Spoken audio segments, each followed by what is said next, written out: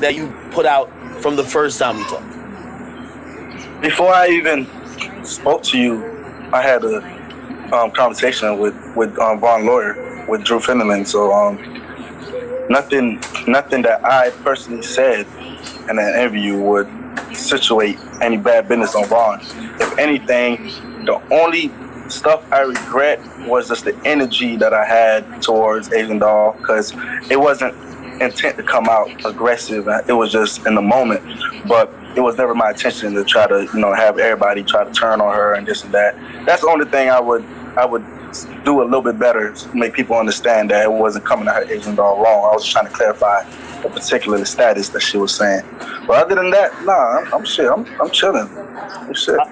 It seems like the other side is also telling their stories as well. So, so Quando got like an interview series coming out. Have you seen any of that? Do you care to see any of that? Are you, do you look at that to try to figure out, because he looks confused about that night too. Do you just kind of move on past it, or what?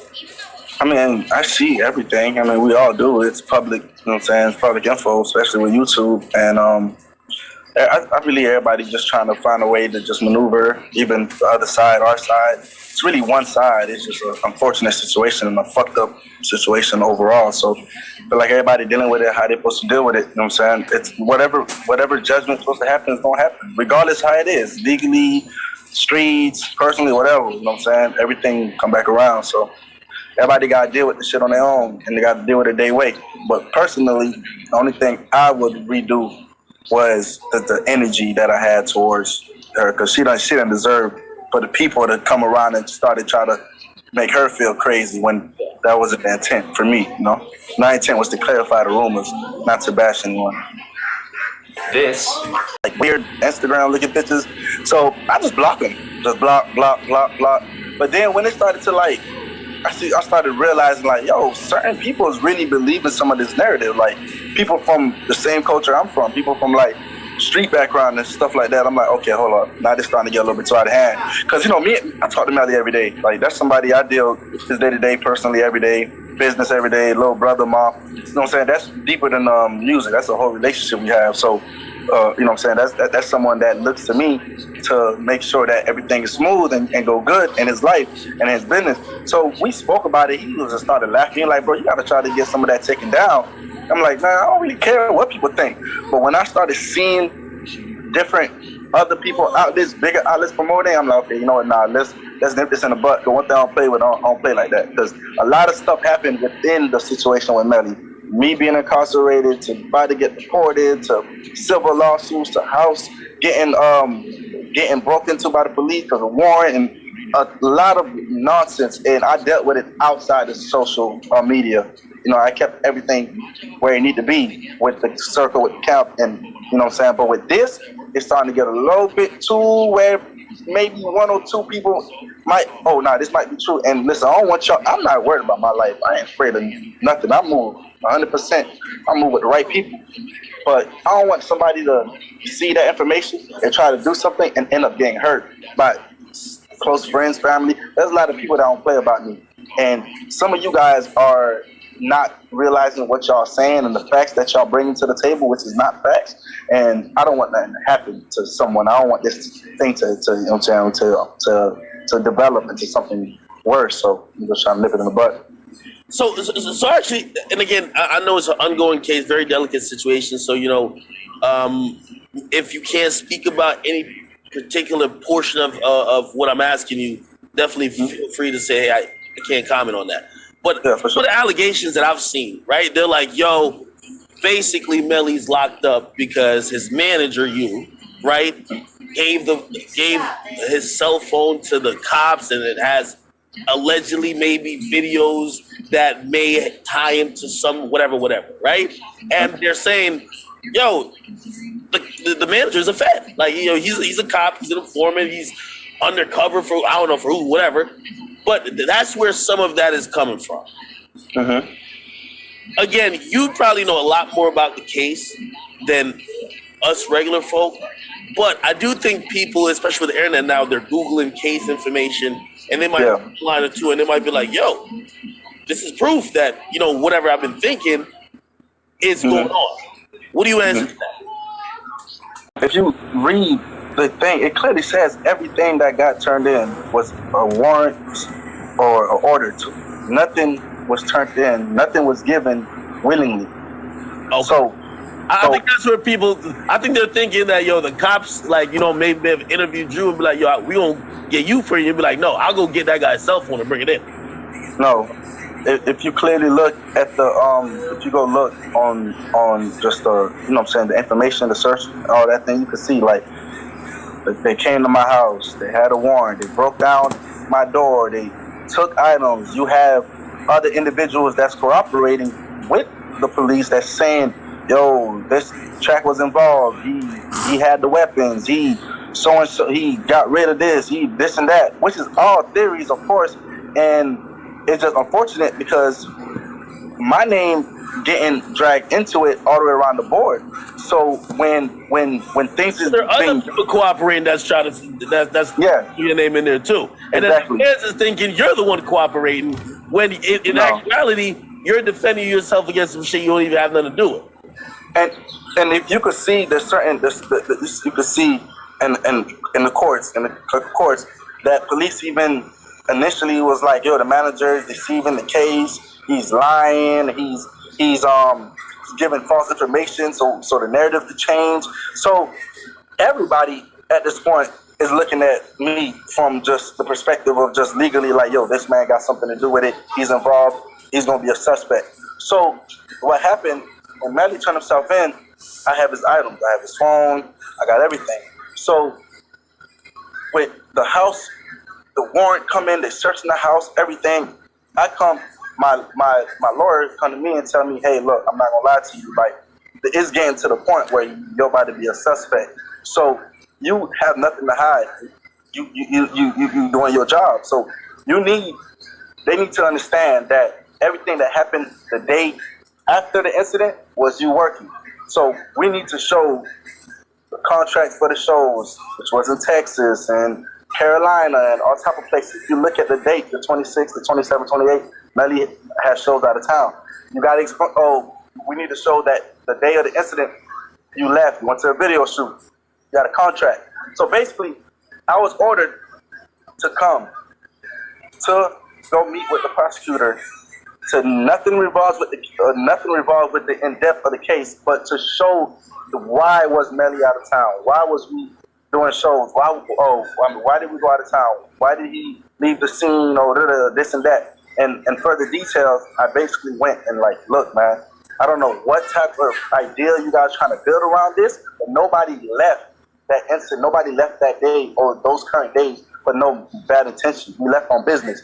Here's the contract for the show in Texas. Here's the contract for the show in Carolina. Here's the video shoot contract that he had to be at this date to shoot this video. So in the process of that's happening, I have all of the phones. I have my phone, Melly phone, work phone. I got everything on me because guess what?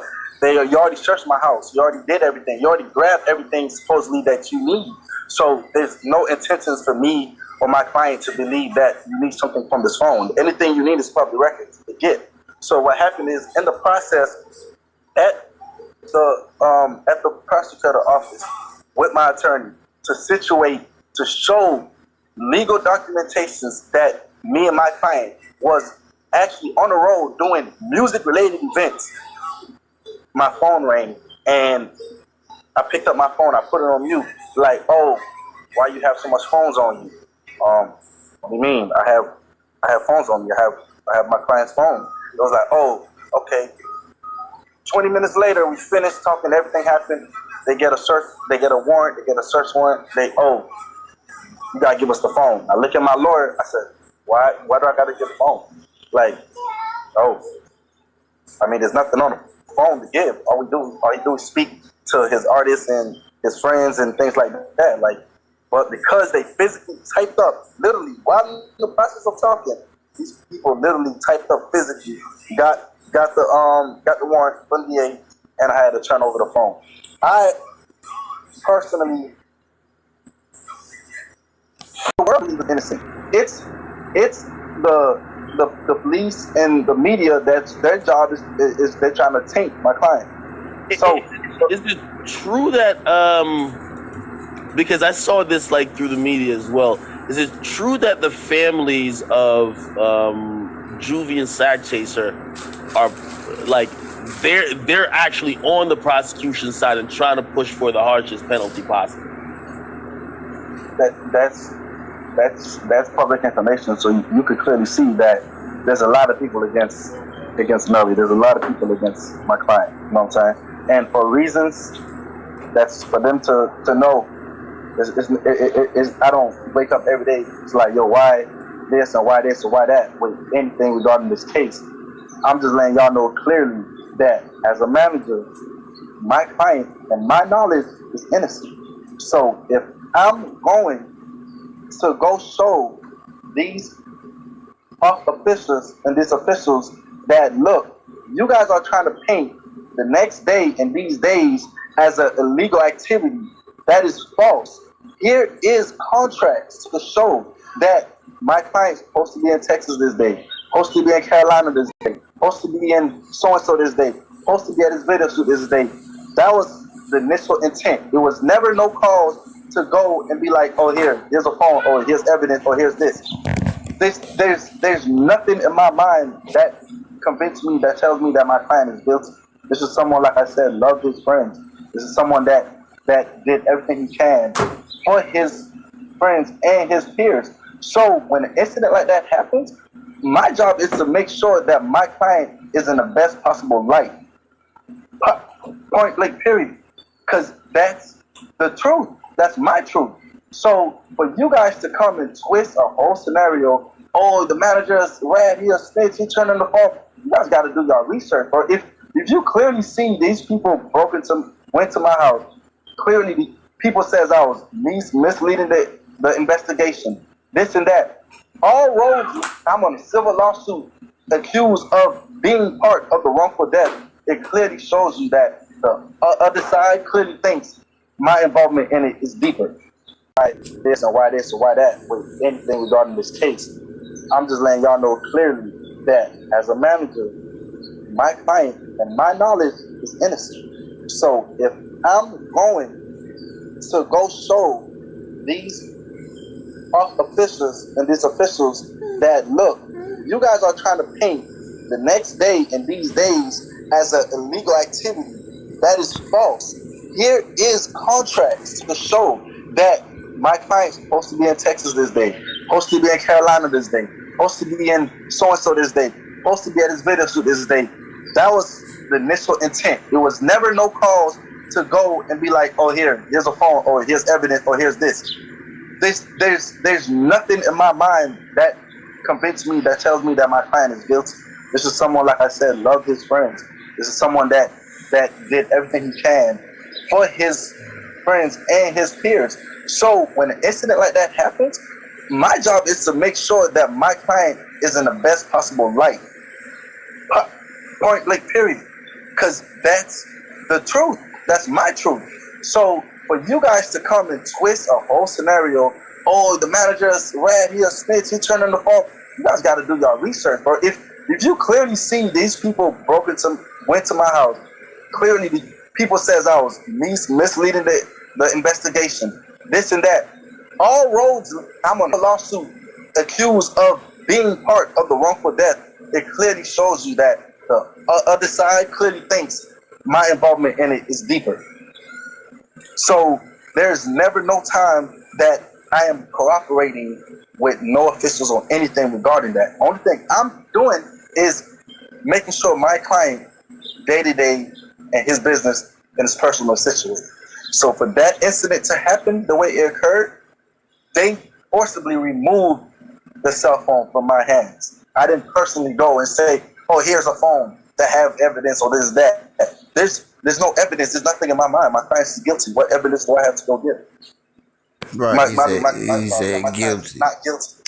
There's no evidence for me to go give. My client, in my knowledge, is innocent till this day. Let me ask you, because I think